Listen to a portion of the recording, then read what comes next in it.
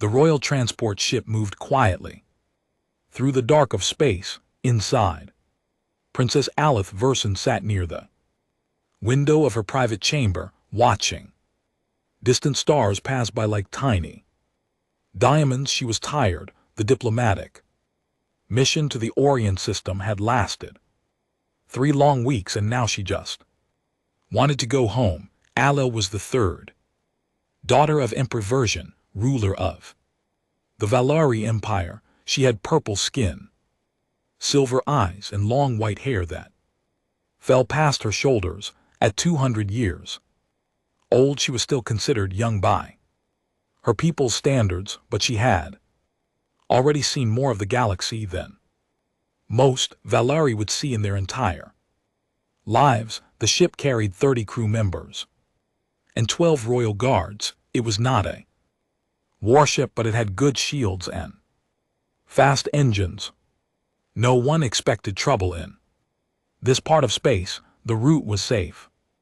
It had always been safe. That was about to change. The first explosion rocked the ship so hard that Alice was thrown from her seat. Alarms screamed through the corridors. Red emergency lights flashed everywhere. She pulled herself up and ran to the door just as Commander Phelan burst in. "Your Highness, we're under attack," he said. His face was calm, but his eyes showed fear. "Kreth Raiders, 3 ships. They disabled our engines with the first strike." Alel felt her blood go cold. The Kreth were brutal pirates who roamed the outer systems. They attacked trade ships, stole cargo, and sold prisoners as slaves. They feared nothing and respected no laws. "How did they find us?" she asked. "I do not know, but we must move you to the secure room immediately." More explosions shook the ship. Alel could hear weapons fire somewhere below them. The guards were already fighting. Phelan grabbed her arm and pulled her into the corridor. 2 more guards, Lieutenant Sa and a young soldier named VTH, joined them. They ran through the ship as chaos erupted around them. Crew members screamed. Smoke filled the air. The lights flickered and died, leaving only the red glow of emergency power. Alith heard the terrible sound of metal being torn apart. The Krath were cutting through the hold. They reached the secure room, but the door would not open. The power was gone. Phelan slammed his fist against the panel in frustration. "We need another way," Soren said. Before anyone could respond, a group of Kree warriors appeared at the end of the corridor. There were 8 of them. They were tall and covered in thick gray scales. Their eyes glowed yellow in the darkness. Each one carried a curved blade and a plasma pistol. The leader pointed at Alith and made a harsh clicking sound. "The princes, take her alive. Kill the rest." The guards raised their weapons, but they were outnumbered. Phelan stepped in front of Alith, ready to die for her. Soren and Bate did the same. Too. Kreth charged. What happened next would stay in Elite's memory forever. A figure dropped from the ceiling vent above the Kree. It landed in the middle of them, like a shadow made solid. The figure wore old combat armor, scratched and dented from years of use. A dark helmet covered its entire face. No eyes, no features, just black glass that reflected the red emergency lights. The figure moved faster than anything Alice had ever seen. The first crest died before it could even turn around. Armored stranger drove a short blade into its throat and pulled it out in one smooth motion. The second craft raised its pistol, but the stranger grabbed its arm, twisted, and broke it with a horrible snap. Then the blade found its heart. 3 seconds, 2 dead. The remaining crest tried to attack together, but it did not help them. Stranger moved through them like water. Through stones, every strike was perfect, every movement had purpose. There was no wasted energy, no hesitation. Just death delivered with cold efficiency. Allah watched in shock as the armored figure killed all 8. Greth. When it was over, the stranger stood alone among the bodies, breathing hard but steady. Green blood dripped from the blade. Thalen kept his weapon raised.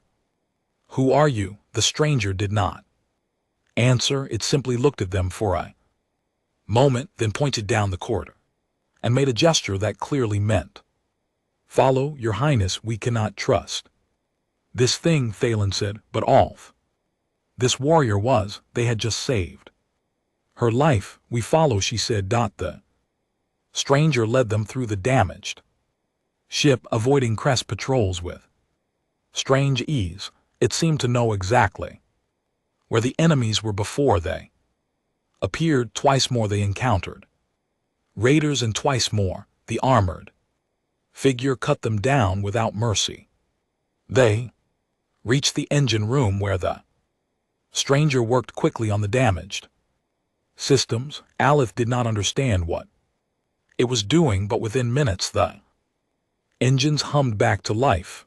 The stranger had fixed them with nothing but spare parts and skill. Then it pointed toward the bridge and made another gesture. "Go, take control, leave." "Wait," Alice said. "Who are you? Why did you help us?" The stranger paused. Then it reached into a pocket and pulled out a small metal object. It pressed the object into El's hand, then turned and walked toward the escape pod bay. "Stop," Alice called. "At least tell me your name." But the stranger was already gone, disappearing into the smoke and darkness like a ghost. Minutes later, as the surviving crew took control of the ship and jumped to safety, Alice looked at the object in her hand. It was a spent ammunition casing made of a metal she did not recognize. Strange shimmals were stamped into its surface. Commander Tillum looked at it and frowned. "I have never seen markings like these. What species uses such primitive projectile weapons?" Aleph closed her fingers around the casing. She did not know who had saved her. She did not know what species they belonged to or why they had risked their life for a stranger. But she knew one thing with absolute certainty: she was going to find them, whatever it took, wherever she had to go. She would find the warrior who had appeared from nowhere and saved her life. She owed them a debt. And Princess Alf. The ship flew toward home, carrying its wounded crew and its shaken princess. Behind them, the Kreth raiders burned in the void, and somewhere out there, a lone figure in battered armor drifted away in a small escape pod, watching the royal ship disappear into the stars. He did not expect thanks. He did not want recognition. He had simply done what needed to be done. That was enough. It had to be. 3 weeks had passed since the attack, and Princess Alice could not stop thinking about the stranger. She stood in her chamber at the Imperial Palace, holding the ammunition casing up to the light. The metal was dull gray, and the strange symbols stamped into it made no sense to any scholar she had shown it to. Every weapons expert in the Empire had examined it. None of them could identify its origin. "You are wasting your time," her father said. Emperor Version stood at the doorway, his arms crossed over his chest. He was tall and powerful, with deep purple skin and eyes that had seen 1,000 years of history. He loved his daughter, but he did not understand her obsession. "I owe this person my life," Aleph said. "Our honor code demands that I repay the debt. Our honor code also demands Wisdom, the emperor replied, you have searched for weeks and found nothing. No species in our records matches what you described. Perhaps the warrior was simply a mercenary passing through. Perhaps they do not wish to be found. Then I will search harder, the emperor sighed. Alice, you are a princess of the Valori Empire. You have responsibilities. You cannot spend your days chasing ghosts. But Alice had already made up her mind. After her father left, she contacted a name that Commander Thelen had given her with great reluctance. Wren was an information broker who worked in the shadows between legal and illegal. She found things that could not be found. For the right price she could locate anyone in the galaxy. They met in secret at a small trading port 2 days later. Wren was a thin creature with 4 arms and skin that changed color depending on her mood. Right now her skin was pale green, which meant she was curious, a princess hiring someone like me, Wren said, clicking her teeth together. This must be serious. Allie handed her the ammunition casing. I need to find the person who used this. They saved my life during the Kree attack. Wren examined the casing carefully. Her skin shifted to yellow, which meant surprise. Interesting, very interesting. This is old technology. Primitive chemical propellant, metal projectile. Almost no one uses weapons like this anymore. Can you find who made it? I can try, but princess, if this person does not want to be found, there's probably a good reason. Are you sure you want to pull on this thread? I am sure. Wren nodded slowly. Give me 1 week. It took only 5 days. Wren contacted Alice with coordinates to a remote frontier station called Haven's Rest. It was located in the outer territories, far from the civilized core worlds, kind of place where people went when they wanted to disappear. The ammunition was traded at this station 6 months ago.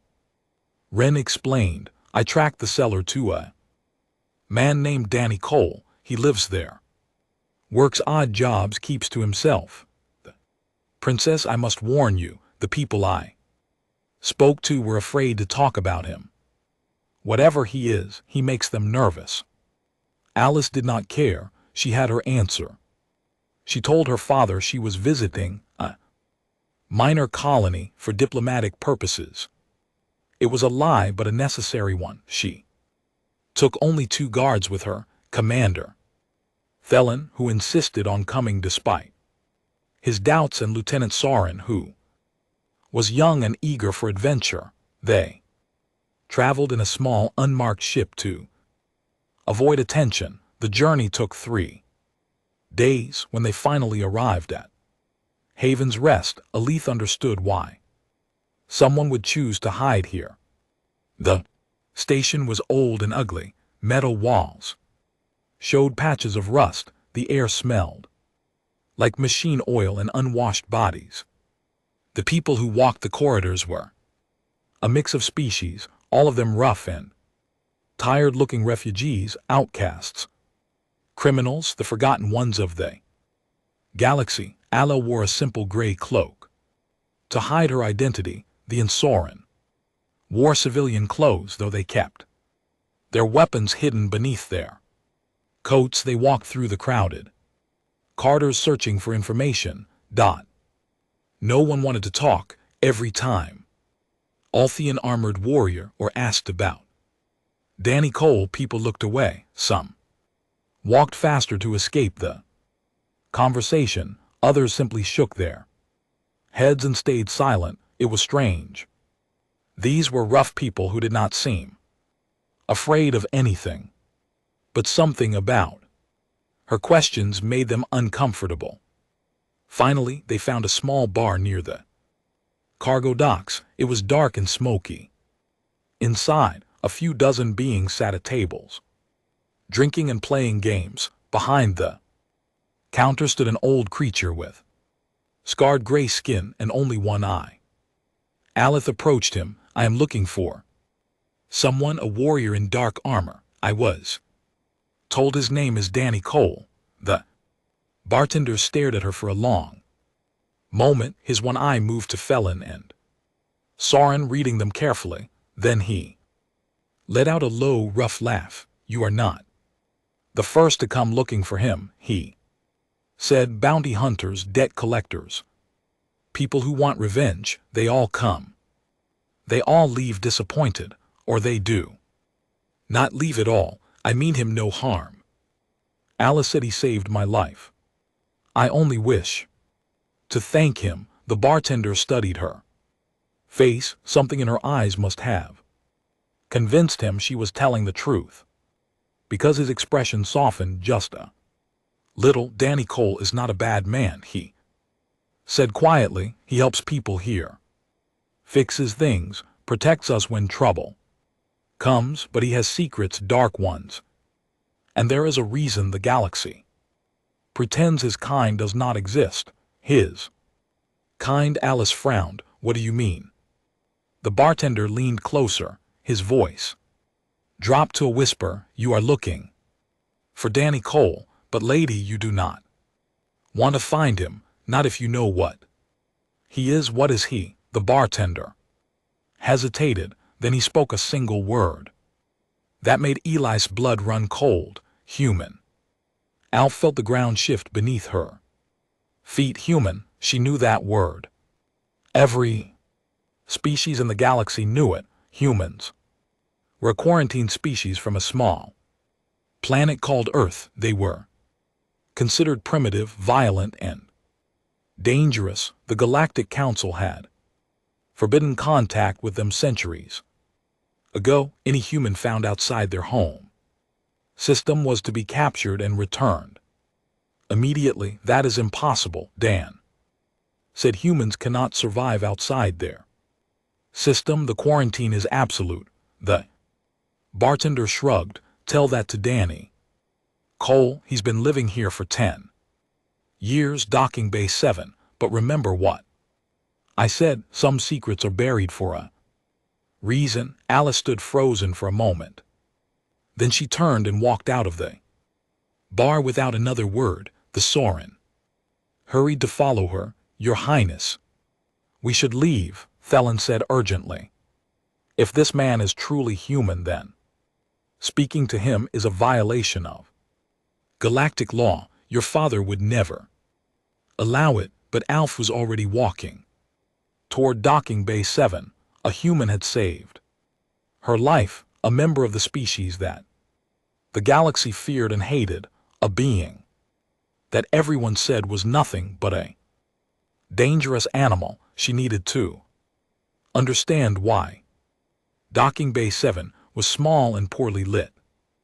Old cargo containers were stacked against the walls, and the floor was stained with oil and rust. In the center of the bay sat a ship that had clearly seen better days. It was a light freighter, maybe 30 years old, with patched hull plates and an engine that looked like it might fall apart at any moment. The name painted on the side.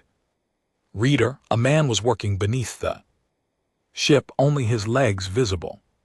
The sound of tools clanging against metal echoed through the bay. Allo stopped a few meters away. Her heart was beating fast, though she did not fully understand why. She had faced CRT raiders without fear. She had spoken before the Galactic Council without trembling, but now, standing in this dirty docking bay, she felt something she could not name. Hello, she called out. The clanging stopped. The man slid out from under the ship and sat up. For a moment he just looked at her. Dodd. He was smaller than she had expected, average height, lean build with short brown hair and tired eyes. His face was rough with stubble, and his hands were covered in grease. He wore simple work clothes, nothing like the dark armor she remembered. He looked Ordinary, unremarkable, the kind of person you would walk past without noticing, but those eyes, there was something in those eyes that made Elite's breath catch. They were the eyes of someone who had seen too much, someone who had been through fire and come out the other side. You should not be here, he said. His voice was calm and quiet. He spoke the common galactic language with a strange accent. You are Danny Cole, Alth said. It was not a question, and you are Princess Alith, Verson of the Valari Empire. He stood up slowly, wiping his hands on a rag. I saw your picture on the news after the attack. They said you survived. I am glad. Commander Tillin stepped forward, his hand moving toward his hidden weapon. How do you know who she is? Because I was there, Danny said simply, on the ship when the Kree attacked. Alith reached into her pocket and pulled out the ammunition casing. You dropped this. I have been searching for you for weeks. Danny looked at the casing for a long moment. Something flickered across his face. Regret, maybe, or sadness. I should have been more careful. I did not think anyone would come looking. You saved my life, Alice said. You killed 12 CH warriors by yourself. You fixed our engines. Then you disappeared without a word. I need to understand why. Why does it matter? Because I owe you a debt. My people take such things seriously. Danny shook his head slowly. You do not owe me anything. I saw people in danger. I helped. That is all. No debt, no obligation, just the right thing to do. Alith stared at him. She had met many warriors in her life. Knights, generals, mercenaries, all of them wanted something, glory, money, power, but this man spoke as if saving a princess from certain death was nothing special, as if it was simply what anyone would do. You are human, she said. Danny and LT Unk and GT, wise expression did not change. Yes, your species is quarantined. You are not supposed to exist outside Earth.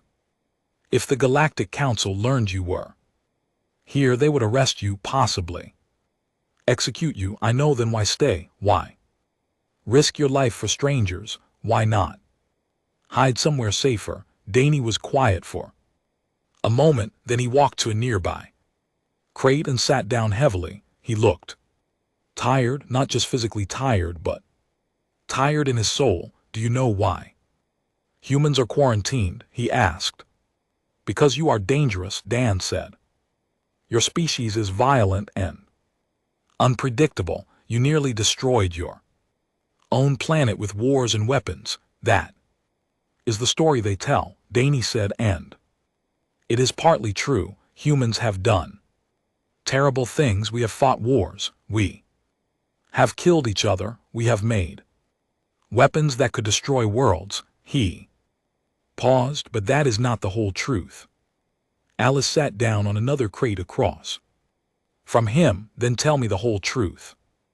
Danny looked at her for a long moment, as if deciding whether to trust her. Then he began to speak. I was a soldier on Earth. We had a war, a big one, the last one they called it, because when it ended, there was nothing left to fight.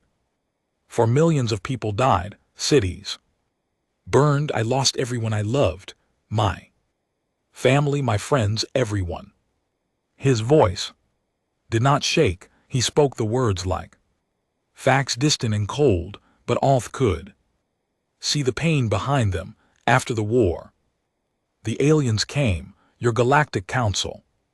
They had been watching us for years, waiting to see if we would destroy ourselves. When we finally stopped fighting, they made contact, but they were not there to help us. They were there to contain us, the quarantine.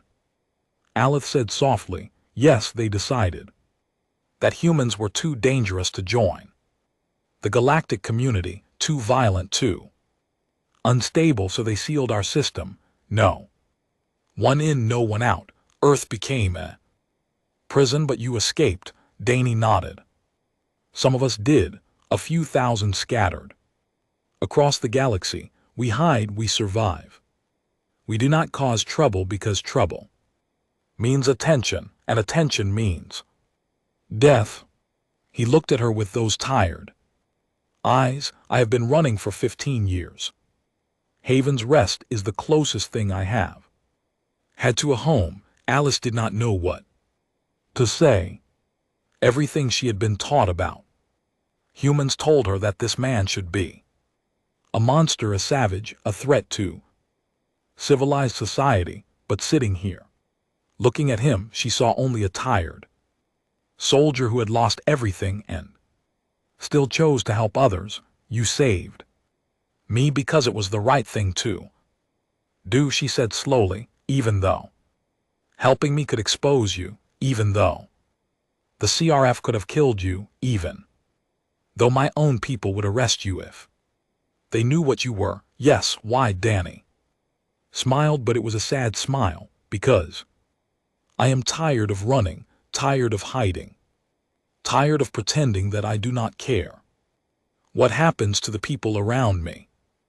When I saw those raiders attacking your ship, I could not just watch. I had to do something. He shrugged. Maybe that makes me stupid, but I would rather be stupid and help people than smart and alone. Before Alice could respond, an alarm began blaring throughout the station. Red lights flashed in the corridor outside the docking bay. Danny was on his feet instantly, his whole body tense. What is happening? Soren asked Dot. Danny ran to a control panel and pulled up a screen. His face went pale. Kree warships, he said. 3 of them. They just dropped out of hyperspace. They are demanding that the station hand over a princess, or they will destroy everyone aboard. Alice felt ice spread through her chest. They had found her. Somehow the Kree had tracked her here. We have to leave, Thelen said urgently. We can take our ship and run before they lock down the station. No, Danny shook his head. Their ships are faster than yours. They would catch you within minutes. He looked at Alice and something changed in his eyes. The tiredness was gone. In its place was something hard and sharp. Then what do we do? Ale asked Dot.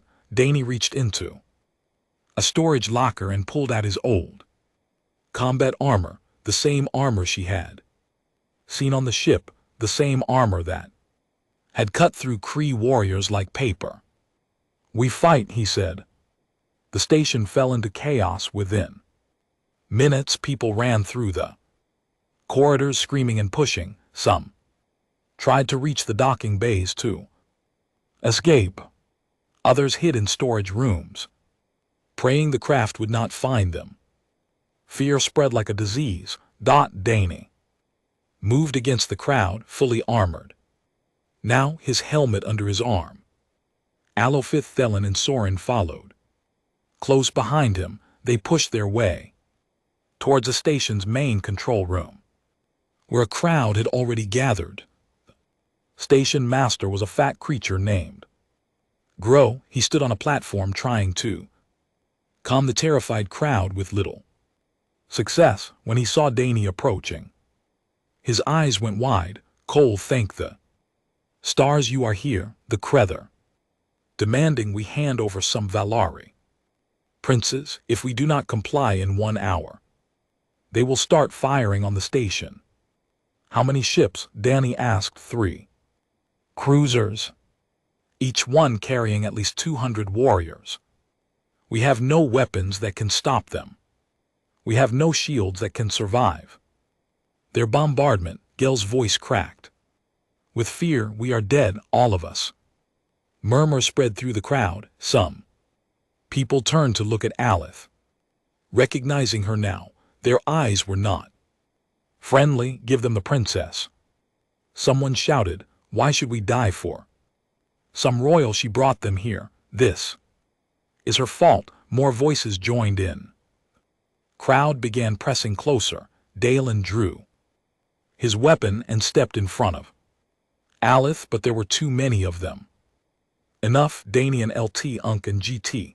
Y's voice was not loud, but it cut through the noise like a blade. Everyone stopped. The crowd went silent. All eyes turned to him. I understand you are scared, he said. I understand you want to survive, but handing over an innocent woman to murderers will not save you. The Crest do not keep their promises. They will take the princess, and then they will destroy the station anyway. That is who they are. Then what do you suggest? GR asked. We cannot fight 3 cruisers. No, we cannot, but we do not need to win. We just need to survive long enough for help to arrive. Danny turned to Alice. Can you contact the Valori fleet?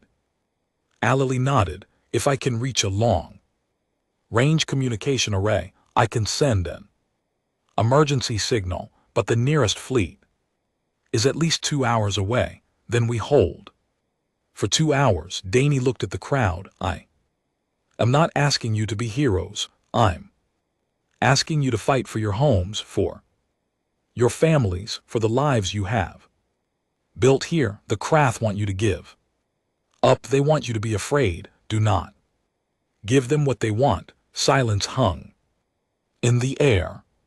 Then slowly the old bartender stepped forward, the one with one eye who had told Alith about Danny. I did not survive 40 years on this station just to die begging for mercy. He said, tell me what to do. One by one others joined him. A mechanic, a trader, a refugee mother with hard eyes. Within minutes nearly half the crowd had volunteered to fight. Danny allowed himself a small smile. Good, let us get to work. What followed was the most intense hour of Elle's life. Danny took command as if he had been born for it. He divided the volunteers into groups and assigned them tasks. Some reinforced the airlocks to slow down boarding parties. Others gathered weapons from storage lockers and cargo holds. A team of mechanics worked to strengthen the station's weak shields. Danny himself focused on the mining charges. A's Rest had once been a mining station, and there were still dozens of explosive devices in the lower levels. He loaded them onto small cargo drones and programmed them to fly toward the Crest ships. This will not destroy the cruisers, he explained to Alith, but if we hit them in the right places, we can damage their weapons and slow them down.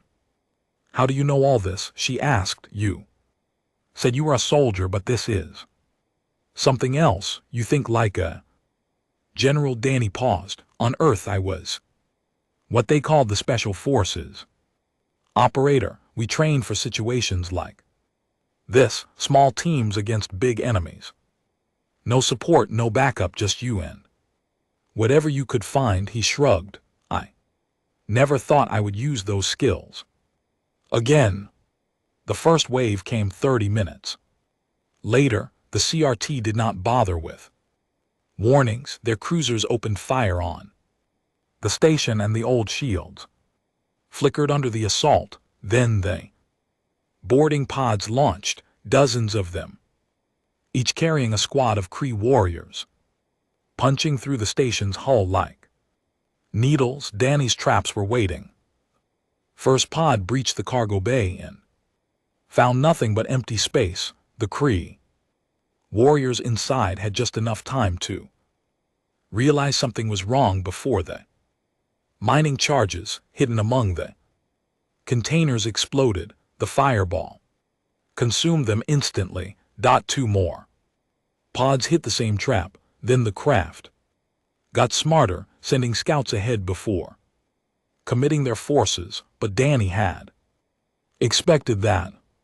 He had set up ambushes at every choke point, turning the station's narrow corridors into killing grounds.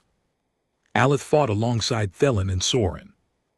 Using a pistol she had taken from a dead raider she had trained in combat since childhood, but this was different. This was real. The smell of blood, the screams of the dying, the weight of a life ending by her hand. She saw Dani move through the battle like a ghost. He was everywhere at once, appearing from shadows to cut down enemies and then vanishing before they could react. When a group of Kree broke through the eastern airlock, he held them alone for 6 minutes until reinforcements arrived. When a young volunteer was wounded and trapped behind enemy lines, Dani went back for him, carrying him to safety. Under heavy fire, Commander Thelen fought beside him during one of the worst assaults. Afterward, covered in green CFT blood, he looked at Dani with new eyes. "I was wrong about you," Talon said. "I thought humans were savages, but you fight with honor, you protect the weak, you refuse to abandon anyone. That is what being human should mean," Dani said quietly. The battle raged on. Station shields failed, fires broke out in the lower levels, the medical bay filled with wounded. For every crest they killed, 2 more seemed to take its place. Then the lead cruiser moved closer, preparing to deliver a final devastating strike. Dani launched the cargo drones. 20 small machines, each carrying a mining charge, flew toward the cruiser in a scattered pattern. The Crep point defense guns destroyed most of them, but 3 made it through. They hit the cruiser's main cannon array just as it was charging the fire. The explosion tore the front of the ship apart. The cruiser went dark, spinning away from the station, crippled and burning. A cheer went up from the defenders, but it was short-lived. There were still 2 cruisers, still hundreds of Kree warriors aboard the station, and Dani was wounded. Alice found him slumped against the wall after the drone attack. A Kree blade had caught him across the side and blood was soaking through his armor. He was pale and breathing hard. "You need medical attention," she said. "No time." He forced himself to stand. "We have to hold the communication room. They know you are trying to call for help. They will throw everything at that position." He was right. The final assault came. Minutes later, 50 Kree warriors charged the communication room where Alith was, sending her emergency signal. Dani and the surviving defenders made their stand at the entrance. It was brutal. People died around Alith as she worked. She heard Dani shouting orders, heard weapons fire, heard the terrible sounds of close combat. The signal was almost ready. 90%, 95. A Kree warrior broke through the line and charged at her. Dani appeared from nowhere, tackling the creature and driving his blade into its throat, but the effort cost him. He collapsed at El's feet, his wound bleeding freely. The signal completed.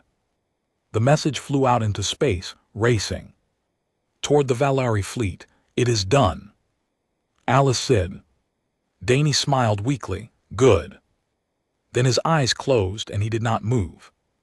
Again Alice screamed for help. Thelen and Soren dragged Dani to cover while the remaining defenders held the door. Outside, the battle continued, but somewhere in the darkness of space, Valari warships were already jumping to hyperspace. Thought help was coming. They just had to survive long enough to see it. Alice knelt beside Dani, pressing her hands against his wound, trying to stop the bleeding. "Stay with me," she whispered. "You did not save my life just to die now. Stay with me." But he did not answer. Dani Cole woke to the sound of soft music playing somewhere nearby. He opened his eyes slowly. The ceiling Above him was white and clean, decorated, with elegant patterns that seemed to glow with inner light. The air smelled fresh and sweet, nothing like the oil and smoke of Haven's Rest. For a moment, he thought he was dead, then the pain hit him and he knew he was very much alive. He tried to sit up, but his body refused to cooperate. His side burned. Where the crab blade had cut him, his muscles felt weak and heavy. He had been badly hurt, that much was clear. Do not try to move. Aloe stepped into his view. She was dressed in fine clothes, now purple and silver, that matched her skin and eyes, but her face was tired, and there were dark circles under her eyes that suggested she had not slept well in some time. "Where am I?" Danny asked. His voice came out rough and dry. "The Imperial Medical Center on Vila Prime, the finest hospital in the Empire. You have been unconscious for 12 days." She sat down in a chair beside his bed. "The doctors say it is a miracle. You survived. Your wound was severe and you lost a great deal of blood. If the fleet had arrived even 10 minutes later, you would have died." Danny processed this information slowly. The station, Haven's Rest. What happened? The Valori fleet destroyed the remaining Crest ships. The station was damaged, but it still stands. Most of the defenders survived thanks to you. She paused. "You are something of a hero there now. The people speak of the human who stood against an army to protect them. That is not good." Danny said. "Attention is dangerous for someone like me. That is what I wanted to talk to you about." Alth leaned forward. "After you collapsed, I told Commander Thalen to keep your identity secret." He agreed. "As far as the official reports say, you are a mercenary of unknown species who aided in the defense. No one knows you are human." Danny looked at her carefully. "Why would you protect me? Your people are supposed to hate humans. Fearless. You should have turned me over to the Galactic Council the moment you learned what I was, because you showed me that everything I believed about humans was wrong." Alice stood and walked to the window. Outside, a beautiful city stretched to the horizon, full of tall towers and floating gardens. The heart of the Valari Empire, home to billions of people. "I was taught that humans were monsters," she said softly. "Violent, selfish, incapable of anything but destruction. That was why the quarantine was necessary, to protect the galaxy from your species." She turned to face him. "But then you came. You saved my life when you had nothing to gain. You fought for strangers who would have handed you over to your enemies if given the chance. You bled for a station full of refugees who were not your people, not your responsibility, not your concern. They were people in danger." Danny said simply. "That was enough." "Yes, that was enough for you, and that is exactly my point." Aloe returned to her chair. "I spoke to my father. I told him everything about the attack on my ship, about Haven's Rest, about you." Danny tensed. "What did he say?" "He was angry at first, furious that I had kept secrets from him, furious that I had put myself in danger, but then he listened. Really listened, and when I finished he was quiet for a long time." She smiled slightly. "My father is many things, but he is not blind to truth. He agreed to grant you a full pardon for any violation of the human quarantine. You have been given official citizenship in the Valari Empire with all the rights and protections that come with it." Danny stared at her. He had expected many things when he woke up: arrest, execution at best, a quiet escape back to the fringes of the galaxy. This was not on his list. Why, he asked. Because you deserve it, because it is right, and because I asked him to. Silence filled the room. Danny looked down at his hands, thinking about everything he had lost: his home, his family, his world. For 15 years he had been running, hiding, surviving, never belonging anywhere, never trusting anyone, always waiting for the day when his luck would run out. And now this princess was offering him something he had never dared to hope for: a chance to stop running, a chance to belong. There is more, Alyth said. I have a request. You are free to refuse, and I will respect your choice, but I want you to consider it. What is it? I want you to serve as my personal guardian. Danny blinked. You're what? My personal guardian? You would be responsible for my safety. You would travel with me, protect me, advise me. It is an honored position, usually held by the finest warriors in the Empire. She met his eyes steadily. I am not asking because I need protection. I have Commander Thelen and many others. For that, I am asking because I want to show the galaxy what a human truly is. Not a monster, not a savage, but a person of courage and honor who deserves respect. The Galactic Council will not like that, Danny said. Having a human such a visible position, it will cause trouble. Good. Trouble is how things change. The quarantine is wrong. The way the galaxy treats your people is wrong. If I can make even a small difference by giving you a place at my side, then the trouble is worth it. Danny was quiet for a long time. He thought about the years of hiding, the loneliness, the endless running. Then he thought about the people of Haven's Rest standing beside him against impossible odds. He thought about the bartender with one eye, ready to die rather than beg for mercy. He thought about Alyth herself, a princess who had risked everything to find a stranger who saved her life. Maybe the galaxy was not as hopeless as he had believed. I will accept, he said. Finally, on one condition. Name it. There are other humans out there. Thousands of us scattered across the galaxy, hiding just like I was. If I do this, I want to help them too. Find them, protect them, give them the same chance you are giving me. Alice smiled.